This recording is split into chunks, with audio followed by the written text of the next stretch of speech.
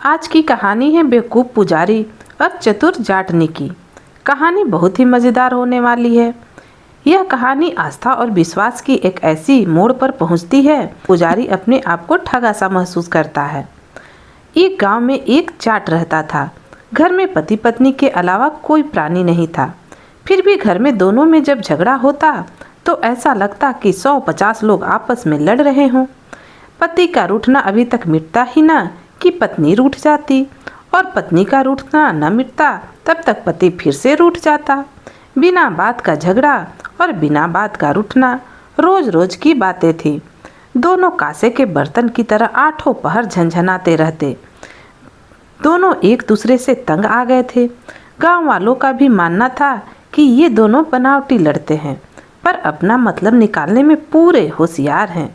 भूल से भी किसी को घर बुलाकर आज तक पानी भी पिलाया हो तो बताओ। आपस में रूठने और मनाने का नाटक रचते रहते हैं, पर एक दूसरे को अपने प्राणों से भी ज़्यादा प्यार करते हैं। चलो, यह भगवान ने अच्छा ही किया कि दो घर के बदले एक ही घर बर्बाद किया। हमेशा की तरह एक दिन दोनों में फिर से झगड़ा हो गया, एकदम बेकार की बात पर। जाटनी ने कहा कि हार के बगैर मेरा गला सूना लग रहा, तुम सुनार के घर जाओ और मेरी इस अंगूठी से हार बनवा कर लाओ। जाट ने कहा, तेरा दिमाग तो नहीं फिर गया? अंगूठी के बदले कहीं हार बनता है? यदि हार ही बनवाना है तो तिजोरी से मोहरे निकालो, पड़ी पड़ी खराब हो जाएंगी। जाटनी बोली, कमाने वाले तो तुम हो, मोहत तो कभी आंखों से देखा भी है। फालतू की बकवास मत करो, चुपचाप सुनार के पास जाओ और इस अंगूठी से हार बनवा कर ले आओ। मुझे तुम्हारी सलाह की जरूरत नहीं है। घर में ना तो कोई अंगूठी के अलावा और कोई गहना था और ना ही छोटी सी अंगूठी में हार बन सकता था। फिर भी इसी बात पर दोनों में खूब कलह हुई। आखिरकार जाट रूठकर घर से बाहर निकला और सीधा हनुमान जी के मंदिर वाले बगीचे में पहुंच गया। सारी रात वहीं मन में घरवाली को कोसता कोसता सो गया। जाटनी ने भी उसे बुलाने के लिए किसी के हाथ बुलावा भी नहीं भेजा। गांव वालों के लिए तो यह कोई नया चीज़ था नहीं। गांव वाले पीठ पीछे भला बुला कहते, पर मुख पर कोई कुछ न कहता। सवेरे जाट जल्दी उठकर पुजारी के पास बातें करने गया। उस समय पुजारी अपनी जटा से लाल पोटली निकालकर दिए के उजाले में मोहरे गिन रहा था। अब जाट नंगे पांव था। पुजारी का यह रंग ढंग देखकर वह वहीं चुपचाप खड़ा हो गया। 1 2 3 4 पूरी 21 मोहरे थी। पुजारी ने 2 बार गिनती की और पोटली को बांधकर वापस जटा में छिपाने लगा। उस समय जाट तो वहां से चुपचाप खिसक गया। पुजारी को उसके आने जाने का कुछ भी पता न चला। अब जाट मन ही मन काफी खुश हुआ। कुछ देर बाद जाट पुजारी के चरण स्पर्श करके अपने घर आ गया और पत्नी पर कतई गुस्सा न किया। घड़ी भर तक दोनों आपस में मंत्रणा करते रहे कि शाम को फिर से जाट बगीचे में गया और पुजारी के चरणों में साष्टांग दंडवत करके बोला, मुझे अपना चेला बना लें, जीवन सार्थक हो जाएगा।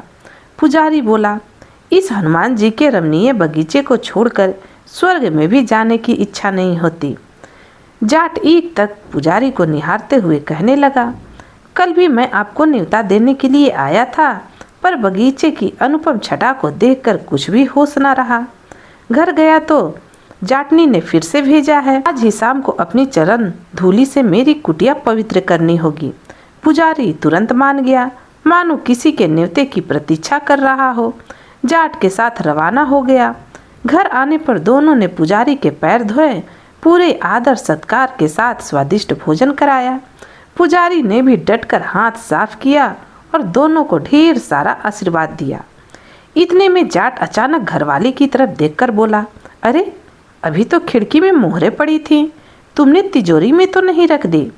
जाटनी ने कहा, मैंने तो नहीं धरी, कुछ देर पहले ही तो देखी थी, मैंने सोचा आपने रख दी होगी। अब जाट ने गुस्सा प्रकट करते हुए कहा, भला मैं क्यों रखने लगा? मुझे तो पुजारी जी की सेवा से फुर्सत ही नहीं।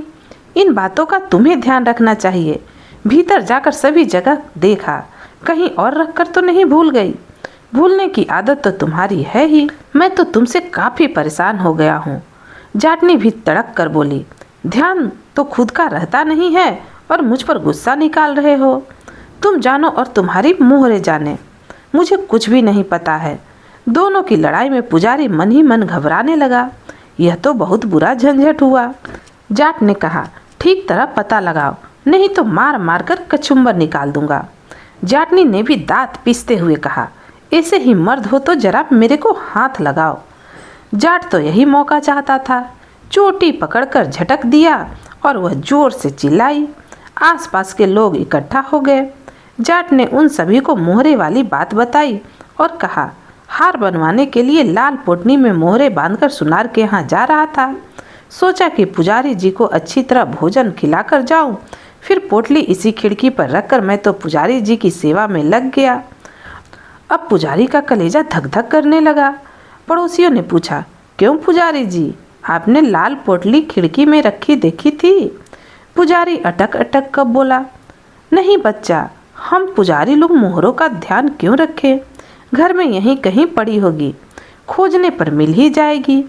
फिर पुजारी डरते डरते बोला, अब मैं चलता हूँ, तुम मोहरे शांति से पता लगाओ। इतनी जल्दी क्या है महाराज, पहले मोहरों का झंझट तो निपटे। फिर उन्होंने जाट की तरफ देखकर पूछा, पोटली में कितनी मोहरे थीं?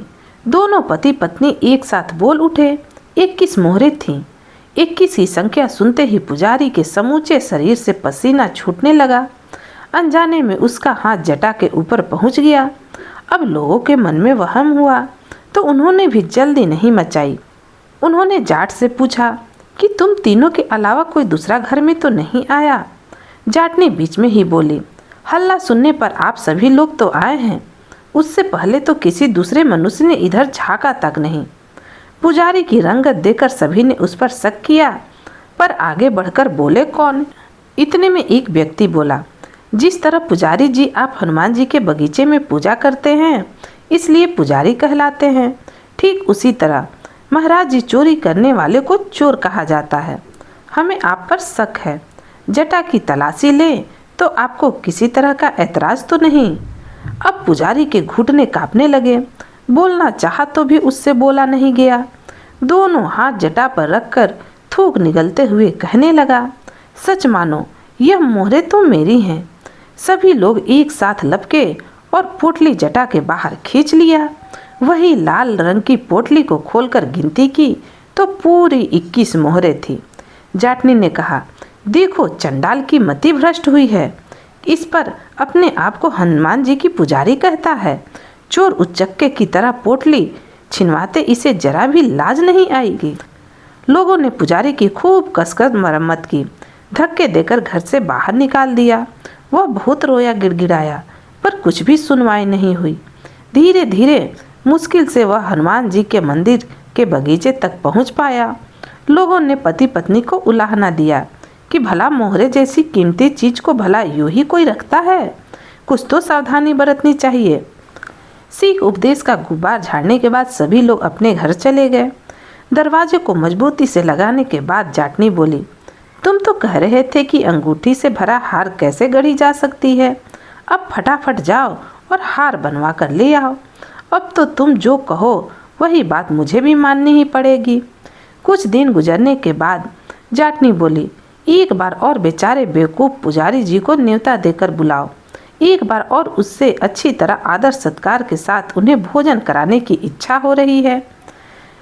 जाट हनुमान जी के बगीचे में पहुंचा और दंडवत प्रणाम करके पुजारी को हाथ जोड़े, विनम्रता के साथ भोजन का न्योता दिया। पुजारी ने कहा, बच्चा, जिस दिन 21 मोहरे इकट्ठे हो जाएंगे उस दिन एक बार अवश्य चलूँगा। अभी तो मेरी जटा में 21 कंकड़ भी नहीं है। सच ही कहा गया है कि 3 वस्तुएं हमेशा पर्दे में रखनी चाहिए, धन, स्त्री और भोजन। अगर पुजारी का रहस्य जाट को न पता चलता तो पुजारी की मोहरे सुरक्षित होती। तो दोस्तों, आपको यह कहानी कैसी लगी? अगर अच्छी लगी हो तो प्लीज़ लाइक और शेयर कीजिएगा।